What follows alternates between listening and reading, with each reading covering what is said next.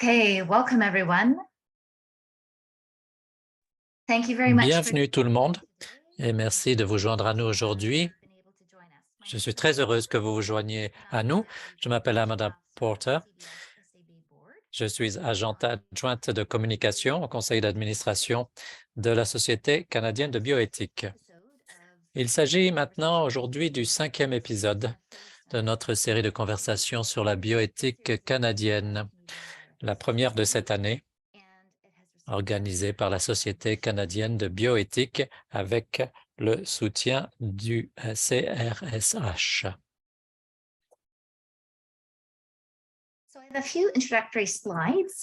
J'ai quelques diapos d'introduction avant de donner la parole à notre organisation vedette et ensuite nous présenterons l'animatrice de la séance d'aujourd'hui.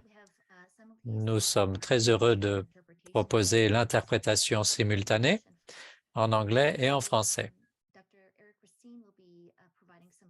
Le docteur Eric Racine fera quelques commentaires liminaires en français et en anglais et nos panélistes parleront en anglais.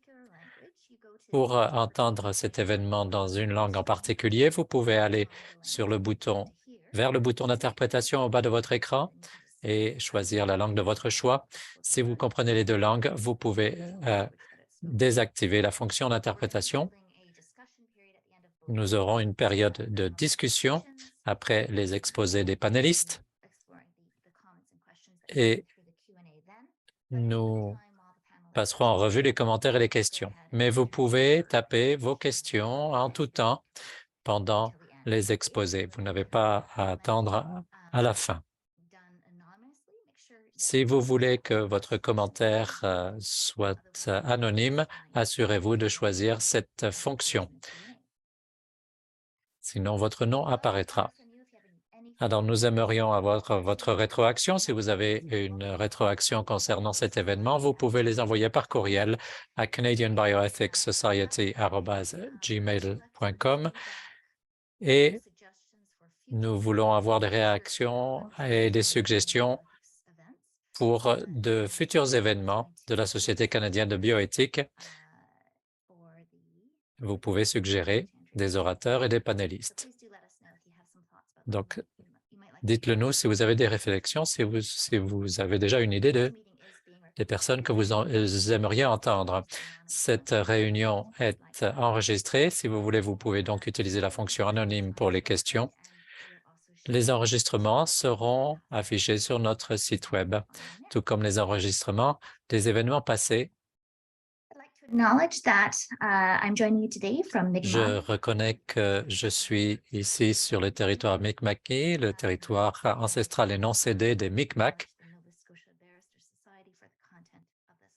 Et je remercie également la Société de Nouvelle-Écosse des Premières Nations pour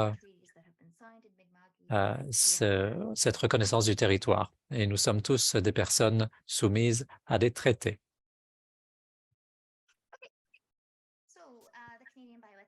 Bien, la Société canadienne de bioéthique, ou Canadian Bioethics Society, nous sommes une organisation sans but lucratif nationale qui nous penchons sur l'exploration des questions de bioéthique au Canada avec ces conversations en bioéthique canadienne et cette série donc qui a été lancée en avril 2022. Nous souhaitons avoir des panélistes de différentes origines et de différentes spécialités. Vous pouvez noter ici les prochains épisodes de la série de 2023. Et si c'est la première fois que vous entendez parler de la Société canadienne de bioéthique, eh bien, je vous encourage à devenir membre. Vous pouvez le faire par le biais de notre site Web. Nous remercions les organisations qui nous soutiennent. C'est grâce aux cotisations de ces organisations membres que nous continuons d'exister. Et vous pouvez vous joindre à nous également sur Twitter, à Bioethics Canada. Et puis, nous avons également les nominations pour les prix. La date butoir est du 30 avril. Allez sur notre site Web pour en savoir plus sur le processus. Et puis, nous recherchons 3 nouveaux membres du conseil d'administration, 3 nouveaux postes, agent de collecte de fonds, agent de liaison de conférences et président élu. Vous pouvez aller sur bioethics.ca pour avoir toutes les informations. Et je voudrais également annoncer que nous avons notre forum communautaire qui est prévu donc du 15 au 18 mai avec des ateliers, des événements de conversation autour de la bioéthique, notre assemblée annuelle, notre réseautage et des événements pour étudiants. Vous pouvez aller voir notre lien d'inscription qui se trouve dans la fonction de clavardage. Alors, notre organisation vedette va se présenter. Il s'agit de l'unité de recherche en éthique pragmatique de la santé. Le docteur Racine va présenter en français et en anglais. Donc, si vous n'avez pas encore utilisé le bouton d'interprétation, vous en avez maintenant l'occasion. Je donne la parole au docteur Racine pour lui donner 5 minutes pour qu'il nous parle de cette organisation qui nous soutient. Eh bien, bonjour à tous et tous. Merci beaucoup de m'avoir invité à présenter l'unité de recherche en éthique pragmatique de la santé. Comme vous le voyez, mes quelques diapos vont être en anglais et je vais vous présenter l'unité en français aujourd'hui. Next slide. Donc, l'unité de recherche en éthique pragmatique de la santé est un effort de recherche, évidemment, constitué de nombreux membres de différentes disciplines. Et on a la chance, comme équipe, d'avoir des travaux financés par différentes agences subventionnaires canadiennes et québécoises. Next slide. Peut-être le savez-vous déjà, mais l'IRCM, où se situe l'unité de recherche en éthique pragmatique de la santé, est l'hôte du premier centre canadien de bioéthique qui a été dirigé par David Roy de 1976 à 2008. Et j'ai été recruté en 2006 pour diriger l'unité et poursuivre cette longue tradition de recherche en bioéthique. Au tout début, nos travaux portaient beaucoup et essentiellement sur la neuroéthique et se sont diversifiés depuis quelques années. Next slide. L'orientation de l'unité joue sur 2 tableaux. Il y a 2 composantes majeures dans les travaux qu'on réalise, les travaux que je vais présenter dans la prochaine diapo, mais essentiellement, on essaie d'aider, d'accompagner dans la résolution de problèmes moraux spécifiques, mais aussi, et c'est très important, d'utiliser ces défis-là, ces problèmes-là, comme des occasions d'apprentissage pour nous tous, êtres humains. Donc, l'éthique, c'est à la fois, oui, répondre à des problèmes, mais c'est aussi d'apprendre et de devenir des agents moraux et se développer comme personne à la lumière de la compréhension, la discussion, résolution de problèmes éthiques importants. Next slide. Donc, le programme de recherche de l'unité se divise en 3 piliers que je vais présenter très rapidement aujourd'hui. Il y a un volet de recherche qui porte sur les enjeux conceptuels et méthodologiques de la recherche en bioéthique. Et ici, ce qu'on essaie de faire essentiellement, c'est de travailler les concepts de l'éthique comme des outils. Et cette idée-là nous vient du pragmatisme, notamment de John Dewey. Et c'est une approche qu'on a utilisée pour aborder des enjeux, des concepts majeurs en bioéthique comme la notion de vulnérabilité, la notion d'autonomie. Et ça nous a aussi amené à développer des théories d'éthique un peu plus générales, comme le modèle ADC, Agent Deed Consequence Model of Moral Judgment, et aussi de développer des nouvelles approches comme plus récemment le Living Ethics, l'éthique vivante, et aussi un nouvel ouvrage que je vais soumettre très bientôt, une nouvelle monographie sur la sagesse délibérative, qui est finalement une théorie d'éthique pragmatiste.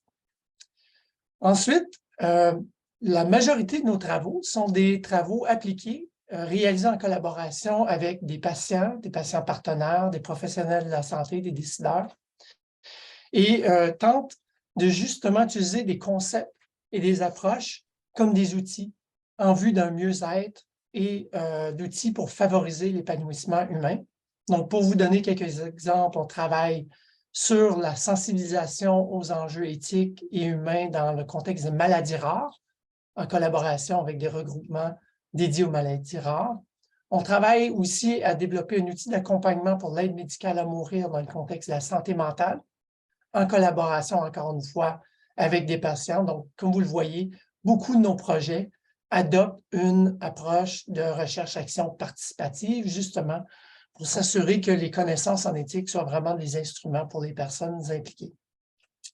Certains autres de nos travaux portent sur la transition de soins pédiatriques adultes en collaboration avec l'hôpital Sainte-Justine à Montréal ici. Et aussi, on a développé un nouveau laboratoire d'éthique vivante, Living Ethics Lab, finalement, qui réalise 2 expériences en ce moment. Premièrement, une qui est dédiée à la détresse morale, aux soins intensifs à l'hôpital Maisonneuve-Rosemont, ici à Montréal, et un autre projet qui se déroule à la clinique de l'IRCM sur la détresse psychologique de patients avec des maladies complexes. Donc, ça, c'est beaucoup de nos activités, mais aussi, on a des activités qui visent à sensibiliser et développer le dialogue en éthique. Donc, on a une série de conférences en éthique qui est ouverte à vous tous et toutes. Plusieurs des présentations sont en français. Il y a quand même des présentations en anglais aussi.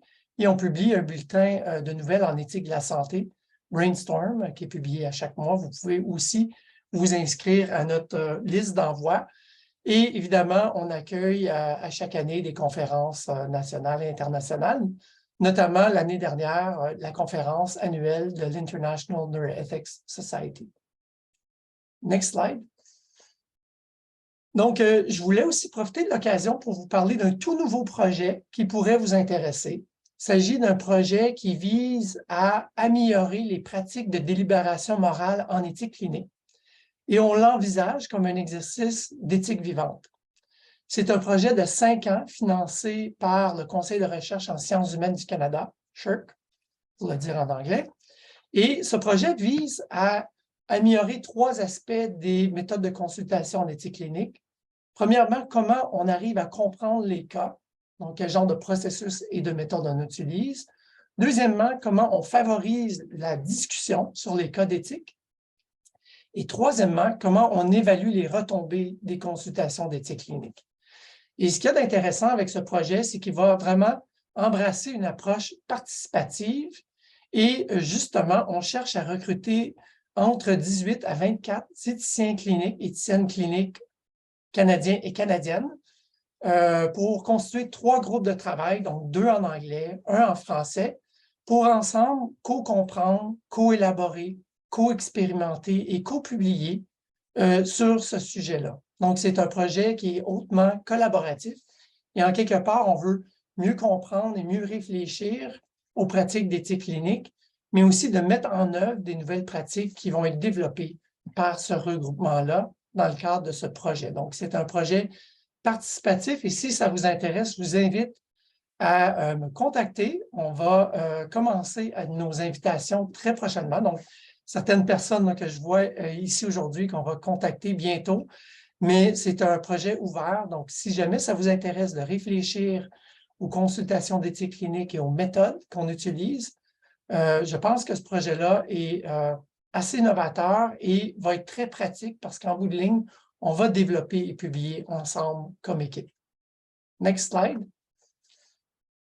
Donc, si vous voulez en savoir plus sur nos activités, on a un site Internet, pragmatichealthethics.ca, et aussi un compte Twitter où vous pouvez suivre nos actualités. Sur le site Internet, vous allez trouver les enregistrements des conférences et d'autres informations sur notre unité. Next slide.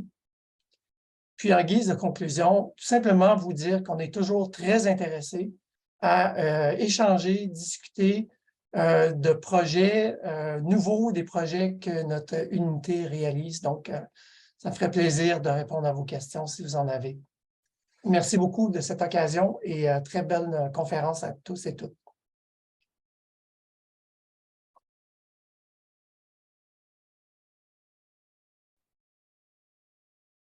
Thank you very much, Dr. Hassin. Merci beaucoup, Dr. Racine. au nom de la Société canadienne de bioéthique, merci pour le soutien que vous apportez de la part de votre organisation et pour toutes les contributions à la bioéthique au Canada. Très bien, maintenant j'ai le plaisir de présenter notre animatrice et les panélistes de la séance d'aujourd'hui. L'animatrice est Kim Stever, qui est éthicienne clinique à Alberta Health Services. Elle apporte son soutien à Calgary et pour la santé publique dans la province. Elle coordonne les examens de politique et elle travaille sur un groupe de travail sur la réduction des risques pour les projets d'innovation. Sa recherche porte sur l'éthique de la santé publique en utilisant des méthodes tournées vers la justice sociale. Elle travaille sur les forces normatives pour ce qui est de la réaction en matière de crise d'intoxication aux drogues. Elle a étudié différents sujets au Canada. Je vais donc donner la parole à Kim dans un moment, mais avant cela, j'aimerais présenter nos panélistes. Le Dr Adrian Gutta est professeur associé à l'École de travail social à l'Université de Windsor. Et il a une maîtrise en travail social et il se spécialise dans la diversité et la justice sociale. Il a contribué aux méthodes mixtes de travail social en se centrant sur la santé et le bien-être des gens touchés par le VIH et les personnes qui utilisent des drogues. Son travail est financé par les IRSC et par le CRSH et par le Ontario HIV Treatment Network. En 2021, il est devenu membre de l'Académie canadienne des sciences de la santé et en 2022, il a reçu le prix d'excellence du réseau de recherche en santé pour les personnes touchées par le VIH. Et puis finalement, nous avons Matthew Bond, que je suis heureuse de présenter, qui est le gestionnaire de programme à la Canadian Association of People Who Use Drugs. Et il est également membre international du réseau international sur la santé et l'hépatite chez les utilisateurs de substances. Il a publié des articles dans The Conversation, Doctors Nova Scotia et Policy Action ici en Nouvelle-Écosse. Et il a également participé à la délégation canadienne pour la commission sur les toxicomanies et sur les stupéfiants. Et je vais donner la parole à Kim. Merci beaucoup, Amanda. Et je voudrais profiter de l'occasion pour souhaiter la bienvenue à tous les participants, tout l'auditoire. Merci d'avoir pris le temps et d'apporter votre énergie. Je suis très honoré d'animer la discussion d'aujourd'hui et je voudrais également remercier la Société canadienne de bioéthique qui offre donc un forum pour parler de ces questions. Je suis ici à Calgary, en Alberta, où je vis, je travaille et je me divertis, le territoire traditionnel des peuples autochtones de la région du Traité 7, qui inclut la Confédération des Pieds Noirs, la Première Nation Tsuut'ina, la Première Nation Stoney Nakoda, ainsi que la Nation métisse de l'Alberta, région 3. Alors, pour vous fournir un aperçu de notre conversation d'aujourd'hui, tout d'abord, je voudrais réitérer l'objectif de la conversation. Une conversation centrée sur les dimensions éthiques de la crise actuelle d'intoxication par les drogues. Et je voudrais reconnaître qu'il s'agit d'un sujet controversé qui inclut beaucoup de points d'entrée en matière de réflexion éthique. Il s'agit d'un sujet qui est à l'intersection de la consommation de drogue, de la santé et de la politique publique. Et comme beaucoup d'entre vous qui participez, je suis très intéressé à écouter et entendre l'expérience des panélistes qui vont nous proposer leurs propres réflexions sur leurs propres expériences et perspectives pour nous engager sur ce sujet. Je vais donner la parole à Matthew dans un instant et ensuite à Adrian. Chacun va parler de 15 à 20 minutes et après les exposés, nous aurons environ 30 minutes de discussion. Et je voudrais vous réitérer qu'il s'agit de l'objectif de cette séance, d'avoir une conversation engageante où nous pouvons revoir les différentes dimensions d'évaluation et d'éthique pour que l'on puisse considérer la crise liée à l'intoxication aux drogues de manière respectueuse. Et comme Amanda l'a dit, en tant que participant, vous avez la possibilité de poser des questions par le biais de la fonction Q&R, questions et réponses, pour nous faire part de vos commentaires et de vos questions en tout temps pendant la séance. Et vos contributions dans la fonction questions et réponses seront utilisées pour orienter la conversation en votre nom. Alors, avant de commencer, je voudrais vous faire part de quelques réflexions qui peuvent aider peut-être à orienter votre réflexion au cours de cette séance. La première réflexion qui, à mon avis, est utile, c'est de penser à la manière dont le problème est conceptualisé. Il y a plus de 32 000 Canadiens qui sont décédés d'intoxication aux opioïdes depuis que la surveillance a commencé en 2016. Il s'agit d'un des aspects. Il y a aussi également d'autres méfaits sociaux, de santé. Donc, il s'agit de quelque chose de très intersectionnel associé à la morbidité, la mortalité. Et je trouve utile de réfléchir au problème tel qu'il peut être présenté. Très souvent, il y a certaines valeurs qui entrent en jeu dans l'analyse du problème et également dans le choix entre différentes options qui peuvent être disponibles pour pouvoir progresser dans cette question et pour surmonter ce problème. Et beaucoup de personnes qui reçoivent un service sont souvent exclues des décisions. Deuxième chose, je crois qu'il faut que l'on pense délibérément au langage que nous utilisons et qui utilise ce langage.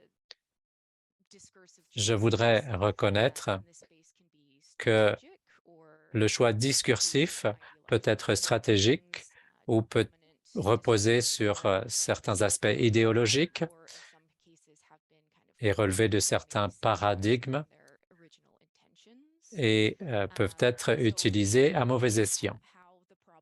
Donc, la manière dont on pense à la manière dont on peut recadrer le problème est importante. On peut y penser en utilisant la terminologie de maladie infectieuse dans le contexte d'une urgence de santé publique. C'est une manière d'y penser. Et on peut penser au langage qu'on utilise en matière d'intoxication, de surdose, de politique et également le langage à utiliser, comme par exemple quand on parle de la guerre contre les drogues ou la guerre contre les toxicomanes. Je mentionne tout cela de manière à promouvoir une participation respectueuse Et je vous demande d'utiliser un langage non stigmatisant, non excluant. Je préfère utiliser l'expression des personnes utilisatrices ou consommatrices de drogue. C'est ce que j'ai appris. À mon avis, il s'agit de l'approche la plus respectueuse. Et puis, je crois qu'il serait utile de réfléchir à notre propre position en tant que membre de la communauté de la bioéthique. Comment vous situez-vous par rapport à ce problème? Et vous pouvez réfléchir aux limites de votre pratique professionnelle, de l'utilisation d'approches appliquées ou critiques, de réflexion critique. Vous pouvez penser aussi aux structures de pouvoir utilisées dans ce contexte et à la perspective d'autres personnes, en particulier les personnes qui sont en première ligne dans cette crise. Voilà tout ce que j'ai à dire pour le moment pour ce qui est de contextualiser et de cadrer la conversation. Je vais donner la parole à Matt qui va nous fournir quelques remarques. Et je crois que vous avez des diapositives à afficher, Matt, n'est-ce pas? Oui, avant de passer aux diapositives, je voudrais vous présenter mes excuses. J'ai perdu beaucoup d'amis et cet exposé sera pour moi peut-être plus difficile que je ne le croyais, mais je pourrai certainement y arriver. Eh bien, je reconnais le problème et c'est vrai qu'il s'agit pour vous d'un espace très personnel et traumatisant. Donc, dites-nous comment vous vous sentez. Bien. Je vais maintenant partager mes diapositives. Alors, merci pour cette introduction. Je m'appelle Matthew Bond. J'utilise le pronom « il » et je suis une personne qui a utilisé des drogues, qui utilise des drogues pour la majorité de ma vie. Les drogues m'ont sauvé la vie parce que j'étais très suicidaire et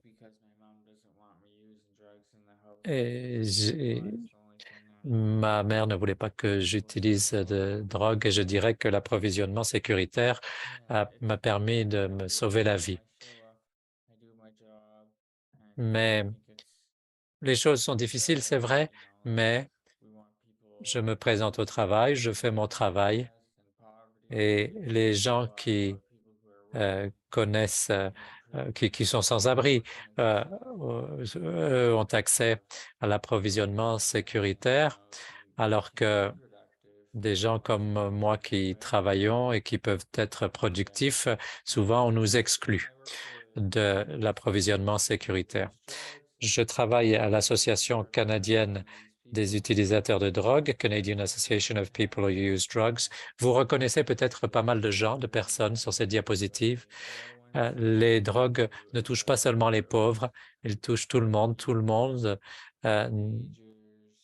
peut avoir une surdose, peut subir une surdose.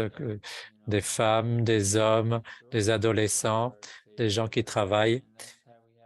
Et je crois qu'il est important que les gens aient un accès sécuritaire aux drogues, que l'on puisse fournir des drogues de manière sécuritaire. Alors, nous parlons de bioéthique aujourd'hui. Je ne suis pas du tout expert en bioéthique, mais j'aimerais parler de l'éthique fondée ou basée sur la communauté. Tout d'abord, j'aimerais reconnaître que l'endroit où je travaille et où cet exposé a été élaboré est sur le territoire Mi'kmaqui, le territoire ancestral et non cédé du peuple Mi'kmaq. Ce territoire est couvert par les traités de paix et d'amitié que les Mi'kmaq et les Malicites ont signés avec la couronne britannique en 1725.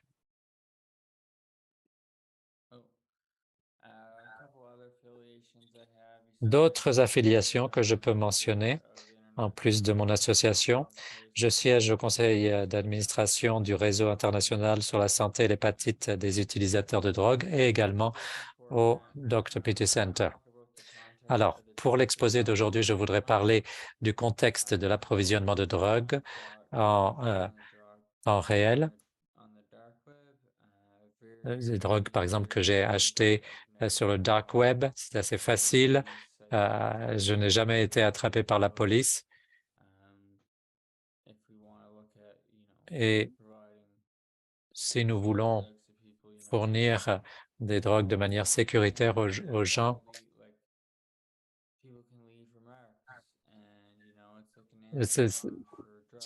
si on veut, on peut aller sur le dark web.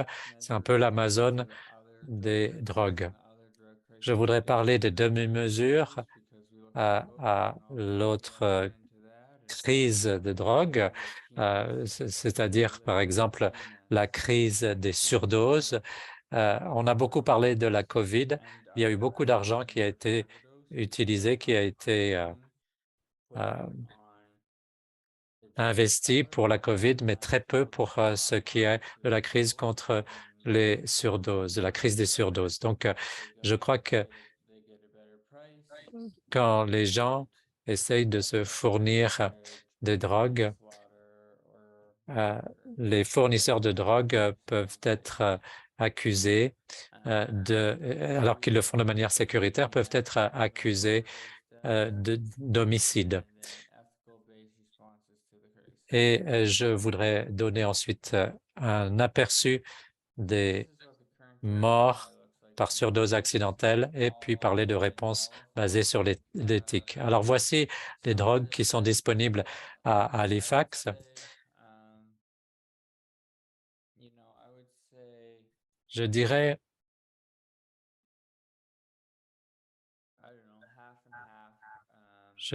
que c'est moitié-moitié. La moitié vient du dark web et la moitié d'autres endroits en ligne. Comme vous le savez, dans la région atlantique du Canada, on parle du Xanax et du benzodiazépine. En fait, quand j'étais adolescent, j'utilisais du benzo. Et vous voyez les photos avec le fentanyl, xylazine, carfentanil et les autres drogues qui me préoccupent et qui ressemblent à des bonbons. Et on ne veut pas que les enfants utilisent ces bonbons-là. Et il n'y a pas de mesure de contrôle de la qualité. Personne ne fait attention. Et pour beaucoup de fournisseurs de ces drogues, certains sont plus intéressés par l'appât du gain. Pas tous, mais ils ne font pas nécessairement attention à la qualité. Alors voici certaines réponses ou réactions basées sur l'éthique à la crise. Il s'agit de sites de prévention des surdoses. Il y a aussi des sites d'approvisionnement sécuritaire et personne n'est mort dans ces sites. Il y a une de ces cliniques dans un centre orthopédique. Et voici ce à quoi ressemble la culture de la drogue. Il ne s'agit pas d'aller dans un bar ou dans les gens vous savez, si on veut vraiment parler de réglementation des drogues, il faut se poser la question, à quoi ressemble l'utilisation des drogues? Et cette décision doit être prise avec les utilisateurs de drogue. Et cela nous permet d'avoir un rôle dans ce domaine, puisqu'il s'agit de notre domaine. Les personnes qui consomment des drogues sont des experts, elles le font depuis des années, et maintenant le gouvernement veut payer des gens beaucoup d'argent, même si ces gens-là ne savent pas ce qu'ils doivent faire. Et ensuite, on nous consulte, nous, simplement de manière symbolique, mais on n'écoute rien de ce que nous disons. Alors, voici ici des statistiques des décès par surdose au Canada. Il s'agit de statistiques datant de 2016. Dans les prairies, nous avons à peu près un millier de personnes. En Colombie-Britannique, 805 personnes et plus. En Ontario, il y a plus de décès, mais pas plus par millier de population. On a ici donc une modélisation au Canada. Je n'ai pas mis la diapo sur la modélisation, mais on voit que si les niveaux de fentanyl restent tels qu'ils sont et que l'approvisionnement sécuritaire augmente et que les sites de consommation augmentent, il peut y avoir une certaine réduction des surdoses, mais il s'agit simplement d'un modèle mathématique sur lequel on ne peut pas nécessairement compter.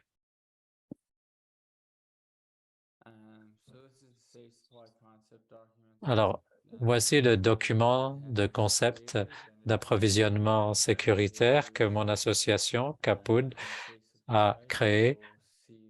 Et si vous allez chercher des informations sur le web, sur l'approvisionnement sécuritaire, vous trouverez sur ce document. Il s'agit donc d'un document que nous avons élaboré. Et j'ai peut-être déjà dépassé l'horaire, donc je me dépêche. Il s'agit d'un très bon site pour tester les drogues, getyourdrugstested.com.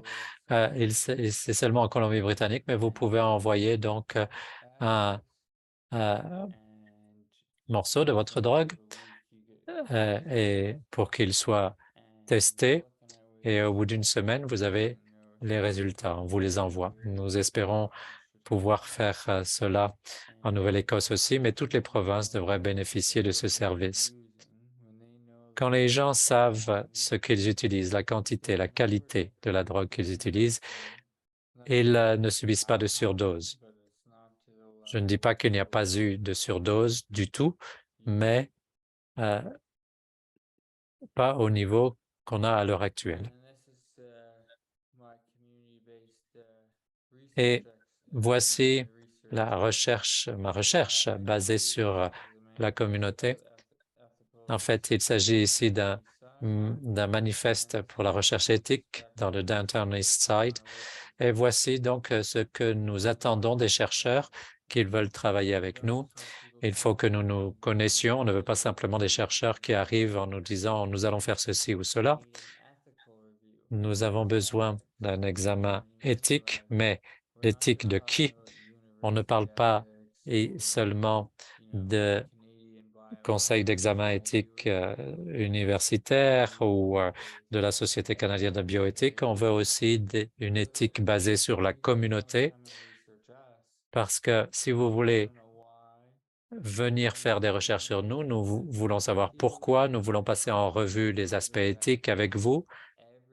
Je considère que tout établissement universitaire doit recruter quelqu'un de la communauté pour siéger au conseil d'examen d'éthique. Cela pourrait éviter beaucoup de problèmes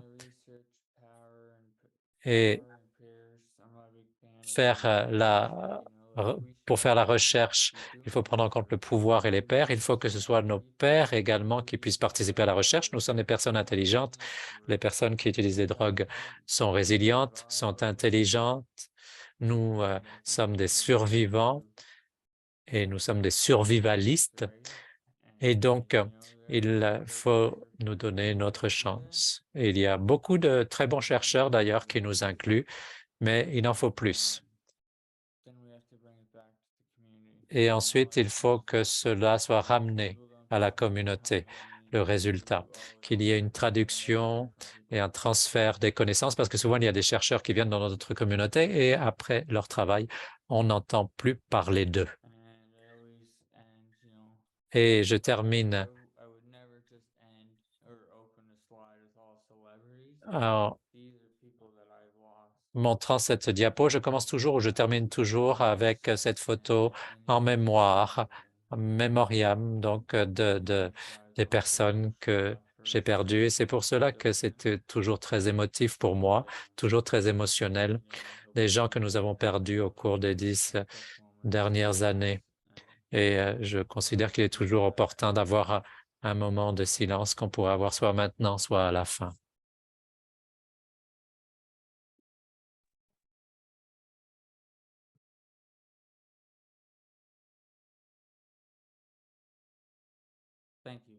Merci. Merci. Merci, Matt, pour cet exposé.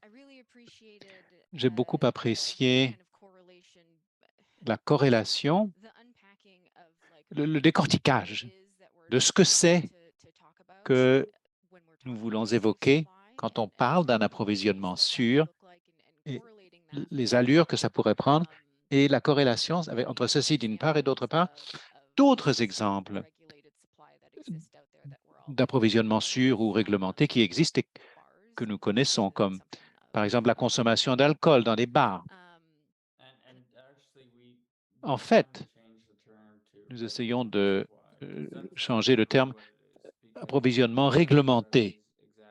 Aucune drogue n'est sûre, mais si vous avez un approvisionnement réglementé, une source réglementée, que vous connaissez la quantité, vous connaissez la qualité, il n'y a pas de surdose. Exactement. Donc, il s'agit d'adopter une approche qui permet de faire des choix plus éclairés et au sujet de la consommation personnelle, de façon qui ne soit pas aussi disponible à 100%.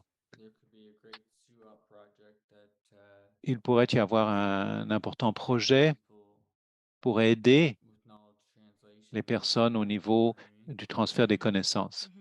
Tout à fait. J'apprécie beaucoup le fait que vous ayez évoqué non seulement le transfert des connaissances, mais la mobilisation,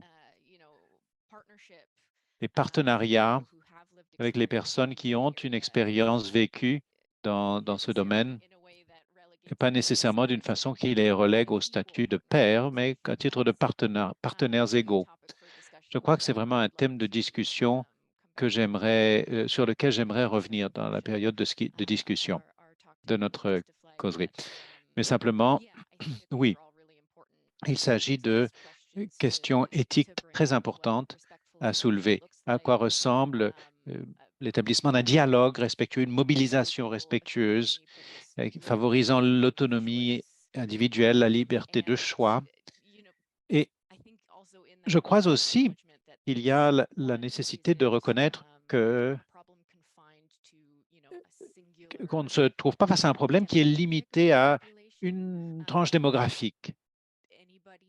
Quiconque qui est exposé à un approvisionnement non réglementé court un risque. Donc, il s'agirait d'évoquer les conséquences structurelles que cela soulèverait quant à la manière dont on peut procéder à une évaluation des risques, la capacité d'évaluer les risques, pardon, surtout les jeunes, parce que c'est à ce moment-là qu'on commence à faire des expériences il faut que ce soit enseigné en classe. Oui, ce qui mène également, je pense, à ce que vous disiez sur le fait que le statu quo, en fonction de la modélisation épidémiologique à laquelle vous faisiez allusion, le statu quo ne suffit pas pour endiguer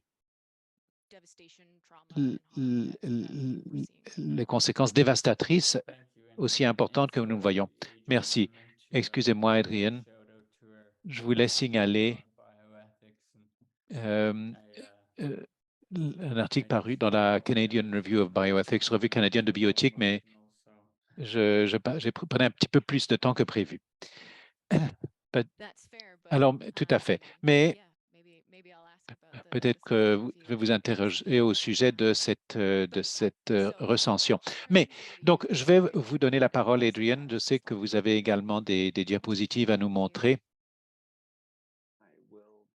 Oui.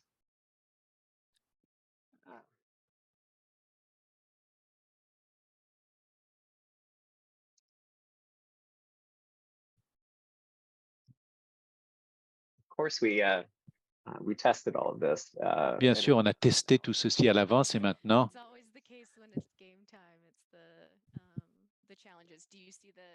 est-ce que vous voyez l'option partager l'écran?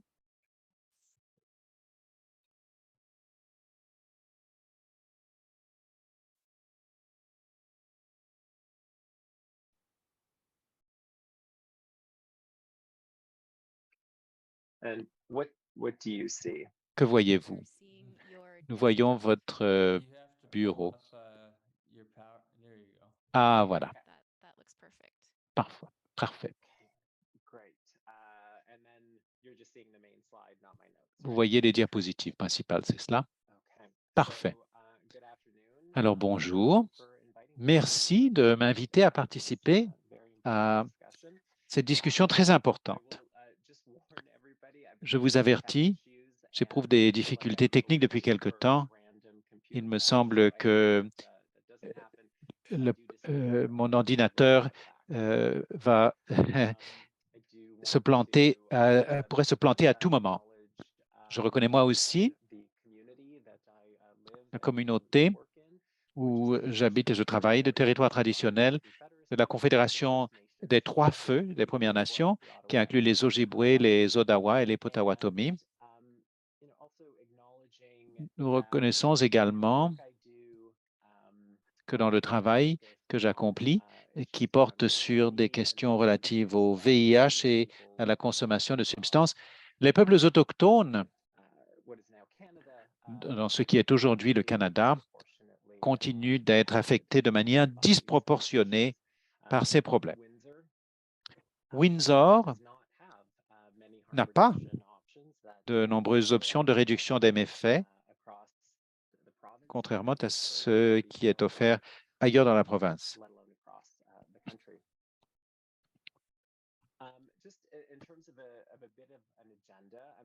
Voici les éléments que je vous aborder. Je vais vous parler un peu de moi, du travail que j'accomplis depuis presque 20 ans. Je me date.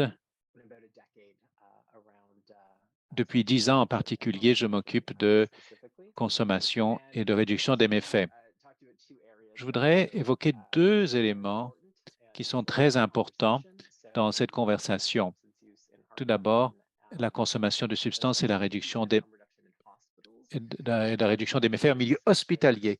Une bonne partie de la discussion porte sur les milieux communautaires, ce qui est très important, certes, mais les milieux hospitaliers ont un rôle important à jouer. Et puis ensuite, je voudrais reprendre certains éléments que Matt a évoqués au niveau de l'approvisionnement sûr ou plus sûr. Ensuite, je ne sais pas si nous en avons parlé suffisamment en ce qui concerne la surveillance des personnes qui consomment. Je voudrais essayer de recouper les cadres éthiques. mener une réflexion qui recoupe les cadres éthiques. C'est quelque chose qui m'intéresse et que j'aimerais évoquer si ça intéresse d'autres personnes. Sinon, eh bien, ça va. Alors, quelques mots sur moi. J'ai une formation en travail social.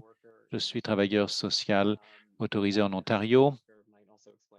Cela explique peut-être pourquoi j'estime je ressens la nécessité de me localiser depuis cette présentation. J'ai un doctorat en santé publique avec une mineure en bioéthique.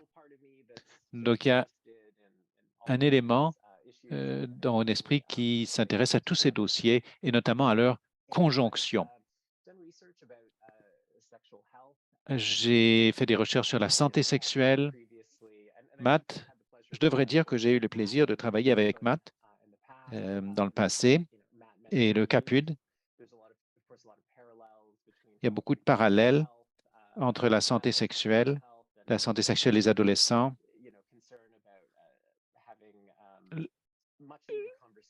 la nécessité d'entamer une conversation très nécessaire au niveau de la santé sexuelle, de la consommation de substances. Ces parallèles existent depuis des décennies. Moi qui ai grandi dans les années 80, on prêchait l'abstinence, la sexualité pour les jeunes, à la drogue, et ça n'a pas marché. Il y a des générations de personnes qui ne savent pas comment aborder ces sujets, y compris des gens qui sont devenus fournisseurs de soins de santé. Depuis une vingtaine d'années, je fais des recherches sur le VIH, les personnes qui sont à risque de contracter le VIH et les personnes qui vivent avec le VIH. J'ai eu notamment l'occasion de travailler à long terme sur ce que l'on appelle aux États-Unis la prévention à impact élevé ou le traitement comme prévention au Canada, traitement comme prévention. C'est des interventions qui conjuguent la santé publique et les soins cliniques. Par exemple, la promotion de l'accès au traitement afin d'améliorer les résultats cliniques sous forme de réduction de la charge virale et les résultats en matière de santé publique sous forme de transmission réduite. Toutes ces technologies, toutes ces interventions qui ont accompagné, comme par exemple la surveillance de la charge virale, la cartographie, la surveillance phylogénétique. Je réfléchis à ce que cela signifie dans le contexte de la criminalisation, de la non-divulgation du statut de séropositivité au Canada aussi bien qu'aux États-Unis. Et je commence à constater que les personnes qui consomment des drogues sont sujettes à des interventions plus poussées. Donc, tout d'abord, elles ne pourront pas suivre un régime posologique. Il faut donc les surveiller de beaucoup plus près, songer aux produits injectables à action prolongée. Ce sont des questions auxquelles je réfléchis depuis longtemps. Au sein de certains de ces programmes, j'ai trouvé ça très intéressant qu'il y a des parties prenantes en matière de soins de santé, en matière de soins cliniques et en matière, ainsi que des chercheurs universitaires. Parfois, on ne sait pas très bien, Matt l'a dit tout à l'heure, on ne sait pas très bien de quelle éthique il s'agit. L'éthique de qui? Parfois, on utilise la logique de l'éthique de santé publique, parfois l'éthique clinique, parfois l'éthique de la recherche universitaire, mais sans souvent tenir compte de l'éthique de ceux qui sont affectés directement. Il y a peut-être certaines consultations, sans des consultations réelles, ce n'est pas toujours évident. Je m'intéresse à la réduction des méfaits, puisque beaucoup de personnes qui vivent avec le VIH consomment des substances pour différentes raisons et se retrouvent plus susceptibles de nécessiter des hospitalisations. Cela a débouché sur une nouvelle filière de recherche, sur laquelle je reviendrai. Je me fonde sur la théorie critique et postmoderne, poststructurale. Ce n'est pas nécessairement le pain quotidien de la bioéthique. Il s'agit de questionner l'émergence de la moralité et de l'éthique dans un milieu social particulier et comment nous sommes régis, nous nous régissons et nous régissons les autres. au niveau de l'éthique du moment. Et vous voyez l'œuvre d'art derrière moi qu'un collègue m'a donnée. Je trouve ces théories très, très pertinentes. Et je fais beaucoup d'interventions communautaires et participatives. Je me fonde sur le savoir des personnes qui vivent avec le VIH, qui consomment des substances selon les principes de jamais au sujet de nous sans nous, les impératifs au niveau des droits de la personne, des travaux plus récents en partenariat, la Coalition canadienne pour la politique en matière pour la politique en matière de drogue. Si vous posez la question aux personnes qui sont les plus affectées, elles vont, selon mon expérience, vous expliquer comment améliorer les soins, améliorer les recherches. J'ai aussi publié des articles sur la bioéthique, l'éthique de la santé publique, l'éthique de la recherche. Aujourd'hui, je voudrais vous donner un instantané rapide d'un projet de recherche. Tout ce que je présente à l'heure actuelle a fait l'objet de publications. Il s'agit donc d'une présentation de recherche formelle. Je voulais signaler quelques travaux accomplis avec mes collègues à l'École de santé publique d'Al-Alana et Casey House. Il s'agissait d'un programme de recherche sur 10 ans, enfin d'une série de projets multiples et qui ne sont pas tous évoqués dans mon exposé, mais que vous pouvez trouver en cherchant mon nom sur Google. Mais je voulais signaler 2 projets. Donc, nous avons interviewé 50 participants dans 2 villes, à Toronto et à Ottawa. Nous avons évoqué 26 fournisseurs de santé, infirmières, chercheurs.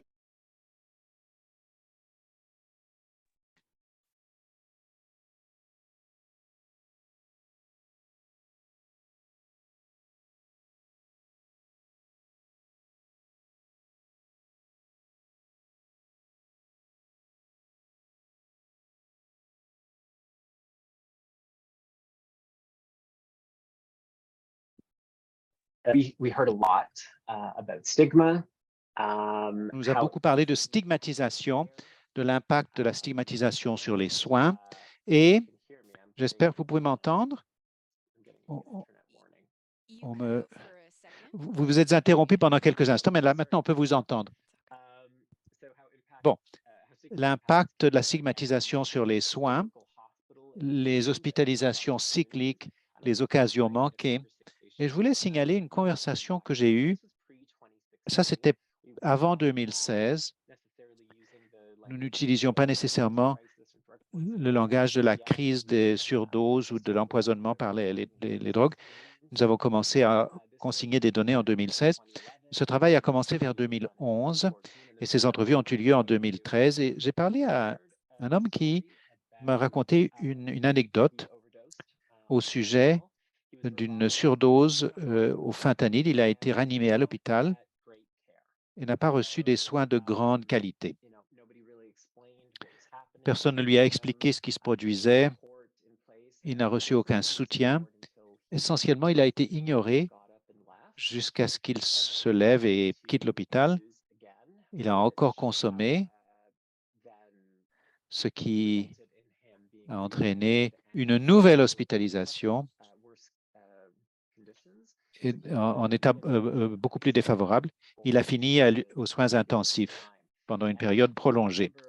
Je me rappelle, dans cet entretien, avoir remarqué toutes les occasions ratées. On nous a parlé d'une gamme d'approches, allant des approches punitives.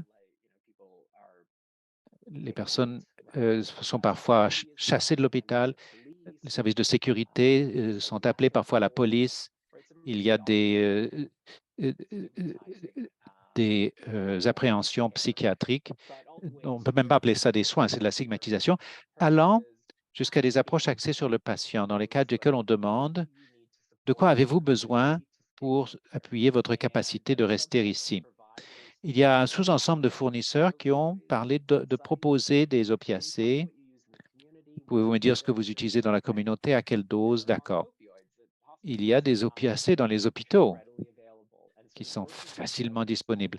Alors, travailler avec les personnes pour éviter qu'ils ne tombent en phase de sevrage.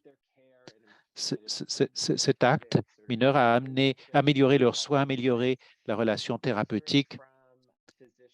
Le fait d'entendre des médecins nous dire, écoutez, si vous vous inquiétez à l'idée que quelqu'un pourrait s'injecter, il y a une conversation, vous pouvez dire, j'aimerais mieux que vous ne fassiez pas ça, mais si vous allez le faire, voici comment vous pouvez le faire de façon plus sûre. Cela se produisait, mais ces mêmes fournisseurs de soins ressentaient beaucoup d'ambiguïté à l'égard de leur pratique, n'en parlaient pas avec leurs collègues, estimaient qu'ils seraient pénalisés. Donc, tout cela restait occulté. Je voulais partager ça parce que j'ai fait une présentation au sujet de ce travail à un forum de bioéthique.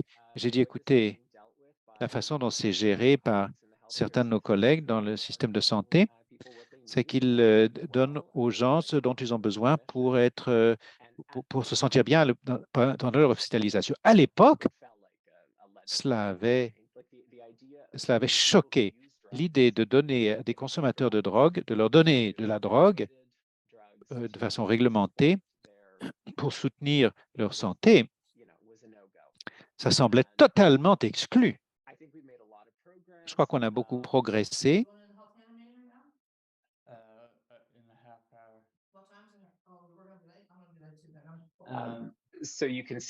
Donc, vous pouvez constater que Casey House est passé d'avoir une petite trousse de réduction des méfaits, évaluation sur SAT à la station infirmière. Maintenant, il y a un site supervisé de consommation. C'est fantastique, c'est un progrès. Je voulais signaler, je sais que le temps passe, une étude sur l'approvisionnement sûr ou plus sûr. Je suis tout à fait d'accord avec le document que Matt a montré sur l'approvisionnement sûr. Mon modèle, plutôt basé sur le modèle de Santé Canada d'approvisionnement plus sûr. Quand on entre la logique d'atténuation des risques, on va de sûr à plus sûr. Mais on a interrogé 79 participants dans 4 programmes, encore une fois 27 fournisseurs et 52 usagers. Et cela s'inscrit dans le cadre d'un programme plus vaste de recherche financé par 3 bailleurs de fonds. Et je voulais citer les propos des participants. Vous m'avez sauvé la vie, disaient et répétaient plusieurs participants. L'idée de donner aux gens ce dont ils ont besoin et qui leur est utile en ce qui concerne leurs besoins immédiats, cela ouvre toutes sortes de possibilités. Et ce que vous pouvez réaliser quand vous avez des soins non stigmatisants, non punitifs, non empreints de jugement, mais aussi la détresse morale engendrée pour les fournisseurs de soins. Non pas ce que nous avons entendu dire tout à l'heure et ce qu'on entend dans la littérature, le fait qu'on facilite la consommation. Non, il y a des complexités au niveau du triage en cas de crise. À tout moment, quelqu'un pourrait perdre la vie, les options limitées en matière de drogue et les ressources limitées. Quand je parle des options limitées, le fentanyl est la substance de choix pour beaucoup de gens, c'est la réalité de ce qui est disponible. Alors en Ontario au moins, nous ne proposons pas du fentanyl comme option pour l'approvisionnement sûr, pas encore. Et bien sûr, les ressources limitées, les programmes doivent refuser des candidatures. Alors, quelques citations. Une usagère à Toronto, j'ai fait l'objet de discrimination dans pratiquement toutes les situations de soins de santé, mais dans le contexte de l'approvisionnement plus sûr, je ne suis pas traité ainsi. Une autre femme de Toronto, ce programme a sauvé beaucoup de vies. Il a sauvé ma vie et celle de mon mari, donc j'en suis très reconnaissante. Encore une fois, je ne serais pas en vie sans ce programme. Beaucoup d'usagers disaient cela.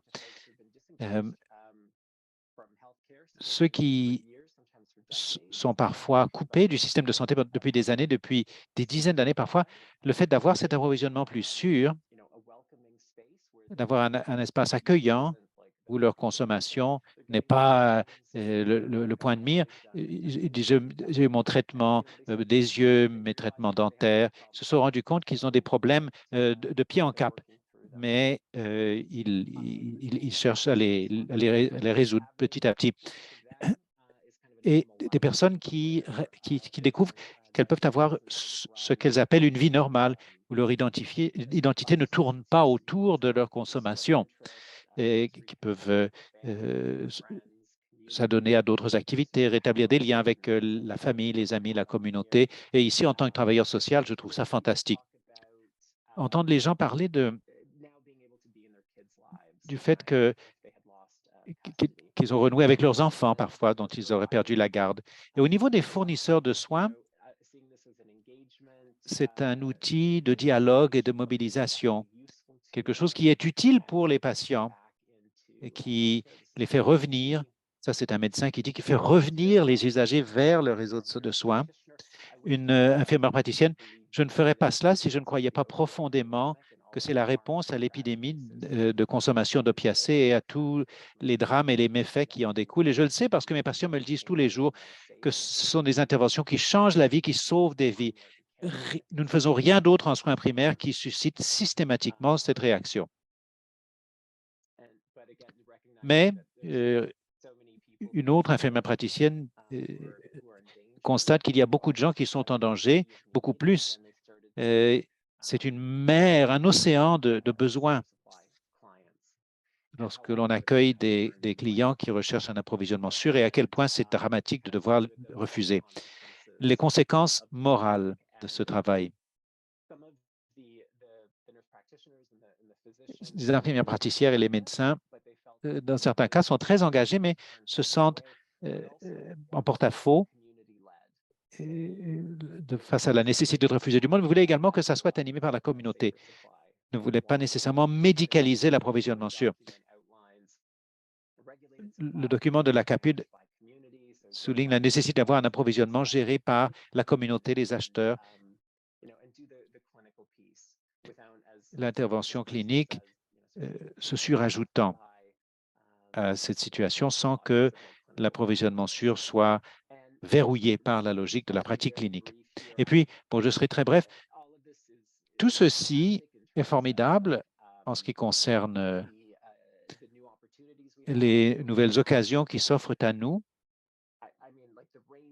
Donc, la gamme de possibilités qui s'offrent à nous, allant de l'abstinence jusqu'à la médecine traditionnelle de lutte contre la toxicomanie jusqu'à l'approvisionnement sûr. Mais il y a des arbitrages. Il y a beaucoup plus de surveillance au plan clinique et de la santé publique, mais des partenariats avec la police qui, nous dit-on, sont une bonne chose, mais je crois que ça ne reflète pas nécessairement les souhaits des consommateurs, des personnes qui consomment des drogues. Je me souviens quand cet article a paru, ça m'a vraiment marqué. La recherche désespérante d'un approvisionnement sûr en fentanyl à Toronto. Et ces trois usagers ont communiqué avec toutes sortes de programmes, se sont inscrits sur de multiples listes d'attente, avaient divulgué leur statut d'usager. Je songe à toutes les personnes qui avaient dissimulé leur consommation et qui maintenant étaient inscrits, étaient fichés. On ne parle pas vraiment de cela. On ne parle pas de l'utilisation de ces dossiers cliniques. On ne parle pas vraiment de l'utilisation des statistiques sur les surdoses. C'est comme dans le VIH, où vous faites une cartographie, vous montrez où les surdoses se produisent dans la ville. On considère que c'est peut-être utile pour des fins de santé publique, mais il y a bien sûr le risque de la stigmatisation. Et voici un article que j'ai fait paraître, animé par une excellente étudiante au doctorat. Un étudiant plutôt, Liam Michaud, Emily Van der Merlen, moi-même. Donc, des questions liées au consentement certaines des préoccupations relatives à l'emploi qui est fait de ces données si le gouvernement venait à changer, si la volonté politique d'assurer un approvisionnement sûr s'évaporait. Je voudrais conclure en disant qu'il y a énormément de choses qui se passent. C'est un problème qui est très difficile à résoudre. Il se peut qu'il faille adopter de nouvelles approches en matière d'éthique. On évoque des interventions complexes, la science de la mise en œuvre, des interventions visant à recueillir des données probantes. Les politiques en matière d'approvisionnement sûr sont en cours de conception, d'élaboration et de mise à l'essai en même temps. Je réfléchis à ce que nous pouvons tirer de la bioéthique, de l'éthique clinique, de l'éthique en matière de santé publique et de l'éthique de recherche de façon différente pour étayer notre réflexion sur certaines de ces questions. Je n'ai pas de réponse décisive, mais de plus en plus, je me rends compte que dans des articles que je lis, il y a beaucoup de recoupements, beaucoup de fécondation réciproque. J'entends souvent dire, tiens, si nous prenions ce concept-ci ou ce concept-là. J'aimerais beaucoup vous en parler le cas échéant. Et je vais donc m'arrêter. Merci, Adrian. Avant de formuler une observation, je voudrais reconnaître, Matt, je vois que votre main est levée. Je ne sais pas s'il y a quelque chose que vous voudriez commenter.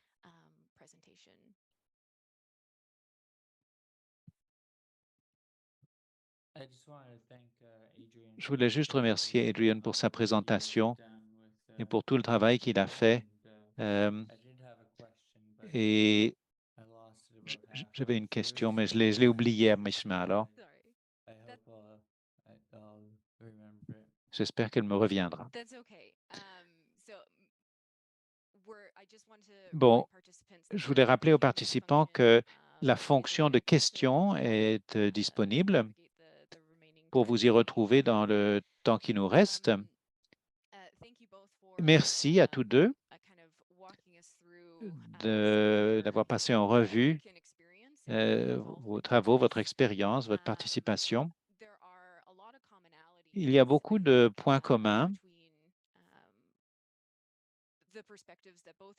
au niveau du point de vue que vous avez tous deux évoqué. Mais je voulais vous interroger au sujet de la distinction entre l'approvisionnement sûr et l'approvisionnement plus sûr pour aborder cette question.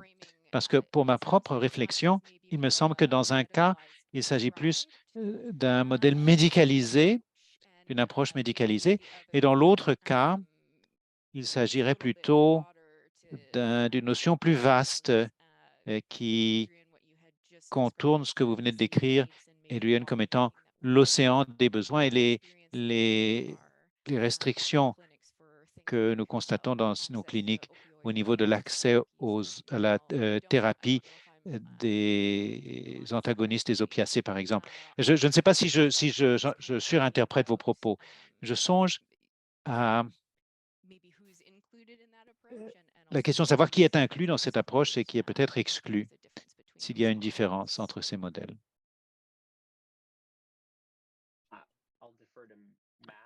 Bon, je vais m'incliner devant Matt. Rapidement, Jeff Kirby est présent au centre de prévention à Halifax. Ça a été extrêmement utile de voir à quel niveau se situe la déontologie. Est-ce que nous pouvons procéder ainsi? Quels sont les éléments auxquels nous devons réfléchir? Et alors oui, je voulais simplement le signaler. Je ne voulais pas vous interrompre.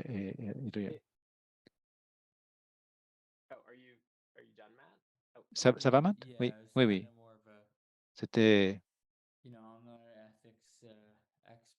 Je ne suis pas expert en éthique, mais j'ai fait approuver ma première demande en éthique pour l'Université de la Colombie-Britannique. J'en suis assez fier. Si je regarde la définition de la CAPUD.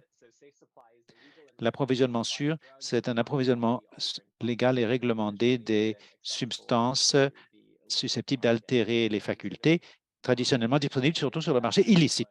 La façon dont je comprenais cette définition, c'était une ouverture générale de l'accès pour mettre fin à la guerre contre la drogue, la guerre contre les personnes qui consomment la drogue. Et puis, il y a la définition de Santé Canada. Santé Canada passe de sûr à plus sûr. Et il s'agissait médecin. Et c'est un modèle axé sur le médecin. Il s'agissait de donner aux spécialistes des médecines de la lutte contre la toxicomanie une certaine latitude de prescription. Donc, il y a d'une part les usagers, les consommateurs qui souhaitent une réponse beaucoup plus efficace à la crise des surdoses et des empoisonnements, d'autre part à un modèle beaucoup plus médicalisé. Mais c'est la façon dont j'interprète la question. Je serais très heureux de voir si d'autres personnes ont une interprétation différente. Mais Kim, est-ce que cela répond à... Oui, je voulais décortiquer cette distinction et les deux approches que vous avez exposées. Je me demande si l'élargissement du modèle médical de l'approvisionnement sûr était fondé sur la consommation diagnostiquée du trouble de consommation d'opiacés, par exemple, et par conséquent, cet approvisionnement pourrait ne pas être accessible aux personnes qui ne répondent pas à ce critère ou n'estiment pas y répondre. Je suis tout à fait d'accord. Je dis toujours, vous n'allez pas demander à votre médecin une bouteille de vin. Pourquoi demander à votre médecin une ligne de cocaïne? Plus nous pouvons nous éloigner d'un modèle médicalisé, et plus nous pouvons le mettre entre les mains du consommateur de drogue, les clubs de compassion, nouveaux contrôles de la capacité, les mesures de responsabilisation, comme les-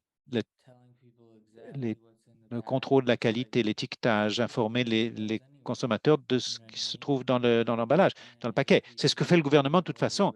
Si vous le faites d'une façon où personne ne réalise des bénéfices, eh bien, quelle objection peut-on élever? Merci, Matt. Cela m'amène à une autre série de questions que soulèvent vos deux exposés. Tout d'abord, il s'agit, bon, vous avez tous deux une expérience approfondie de la recherche et vous avez tous deux signalé l'importance de la participation communautaire, des approches qui suscitent un engagement authentique de la part de personnes qui ont une expérience dans ce domaine. Cela s'inscrit dans le fil de nos entretiens antérieurs au sein de la SCB. Je songe à un entretien sur le racisme et la perpétuation des injustices systémiques et l'exclusion de certains points de vue au niveau de la prise de décision ou la contribution à la collecte de données probantes ou à la création de données probantes. Je me demande s'il y aurait, excusez-moi, j'ai une réunion de 15 heures à 17 heures qui est assez importante et je suis vraiment désolé, je vais devoir vous quitter un peu tôt. C'était vraiment une conversation extraordinaire et j'espère qu'on pourra en avoir une nouvelle. Merci, Matt. Au revoir et merci pour votre contribution. Merci. Merci, Matt. Alors, Adrian, je vais donc vous poser la question. Qu'est-ce que l'engagement authentique signifie dans ce secteur pour vous? Ça, c'est une question capitale. j'ai publié plusieurs articles à ce sujet, à ce sujet en ce qui concerne le VIH. Il y a une infrastructure qui entoure tout cela, des politiques, la participation plus approfondie des personnes ayant le sida. Ça a été mis au point au niveau de l'ONU. Le Canada y a adhéré. C'est très énoncé, très bien énoncé dans le document de l'ONU. On a élevé certaines critiques. Quand c'est très, très bien énoncé, cela a tendance à circonscrire ce dont on a le droit de parler dans la communauté. Mais on le voit au niveau international et puis des efforts ont été déployés pour évaluer la situation au niveau de chaque pays. Bref, cela peut être intégré ou cela peut être plus informel. Matt en a parlé. La plus grande partie de mon travail se fait dans la communauté. Je discute avec des partenaires cliniques, partenaires dans la promotion des droits, et nous nous demandons, qu'est-ce qui est important pour vous? Comment voulez-vous parvenir à cet objectif? J'essaie de ne pas parler de limites, de délimitation, mais c'est bien de cela qu'il s'agit, c'est un périmètre. Fort heureusement, les bailleurs de fonds autorisent ce genre de projet, c'est très influencé d'ailleurs par la recherche auprès des peuples autochtones du Canada et les attentes en matière de consultation, de dialogue. Cela s'est régionalisé au-delà de cela. Les instituts canadiens de recherche en santé ont des subventions, les subventions catalyseurs. On peut demander une subvention pour faciliter la conjonction des efforts en vue de définir les problèmes et de favoriser la collaboration. C'est surtout ainsi que j'ai procédé. Et puis, il faut prévoir un budget pour les groupes consultatifs, mais ceci ne constitue pas nécessairement un engagement authentique. Ça pourrait simplement être des gens à qui on demande, bon, voici les questions qu'on veut poser, qu'en pensez-vous? Ou bien, vous pouvez également demander aux participants comment ils veulent gérer ces séances, intégrer d'autres activités, des choses que les participants veulent apprendre ou qu'ils veulent retirer de ce processus. Ça aussi, cela a été très enrichissant. Vous pouvez avoir du fun, offrir à manger et puis parler de recherche. Un repas, ça met tout le monde de bonne humeur. Tout le monde, c'est sûr. J'espère que ça a répondu à votre question. Tout à fait, oui. Je crois qu'il y a, comme vous l'avez dit, il y a une sorte de cadre structurel au niveau du temps, du financement, des attentes à cet égard, mais même dans les structures que nous avons à l'heure actuelle, il y a votre propre travail de développement de relations afin d'inclure les gens dès le début.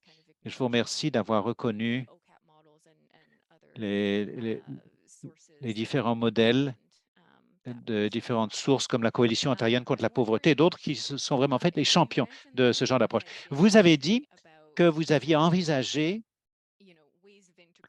différentes façons d'intégrer des approches variées, recoupant la bioéthique, l'éthique de recherche, l'éthique en matière de santé publique. Dans cet espace, est-ce qu'il y a des questions dans ce carrefour?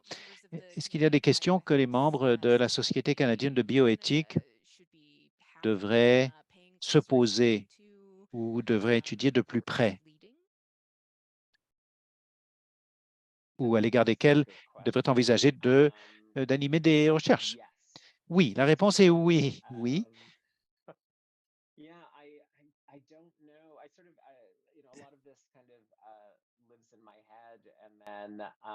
Je réfléchis beaucoup à ces questions. Je n'ai pas eu la possibilité de demander à d'autres, que pensez-vous de cela? Est-ce que ça a du bon sens?